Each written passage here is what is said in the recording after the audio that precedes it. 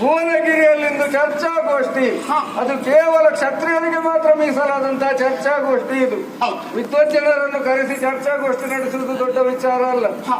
ಆದ್ರೆ ನಮ್ಮದಾದಂತಹ ಕ್ಷತ್ರಿಯರ ನಿಲುವೇನು, ನಮ್ಮದಾದಂತಹ ಸಾಮ್ರಾಜ್ಯ ವಿಸ್ತರಣೆ ಮಾಡುವುದು, ನಾವು ಬಾಳಿ ಬದುಕುವತಕ್ಕಂಥವ್ರು.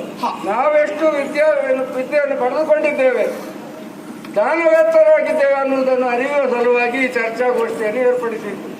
ಹಾಗಾಗಿ ಮೊದಲಾಗಿ ವಾಗ್ದೇವಿಗೆ ವಂದಿಸಿ ಚರ್ಚಾಗೋಷ್ಠಿಯನ್ನು ಆರಂಭ ಮಾಡೋಣ. ವಿಷಯ ಏನು? ಒಂದೇ ವಿಷಯ, ದೇವರ ಮೇಲೋ ದೈವಗಳ ಮೇಲೋ ಅನ್ನುವುದಾಗಿದೆ. ನಮ್ಮದಾದಂತಹ ನಾಡಿನಲ್ಲಿ ದೇವರಿಗೂ ಹಾಗೂ ದೈವಗಳಿಗೂ ಸಮಾನವಾದಂತಹ ಮಾನ್ಯತೆಯನ್ನು ಕೊಟ್ಟು ನಾವು ಅವುಗಳನ್ನು ಭಕ್ತಿಯಿಂದ ಪೂಜಿಸ್ತಾ ಇದ್ದೇವೆ. ಆದರೂ ಒಂದರ್ಥದಲ್ಲಿ ಆಲೋಚನೆ ಮಾಡಿದ್ರೆ ದೈವಗಳ ಮೇಲೂ ದೇವರ ಮೇಲೂ ಅನ್ನತಕ್ಕಂಥ ಜಿಜ್ಞಾಸೆ ಪ್ರತಿಯೊಬ್ಬರಲ್ಲಿ ಉಂಟು. ಹಾಗಾಗಿ ಇವತ್ತಿನ ಚರ್ಚಾಗೋಷ್ಠಿ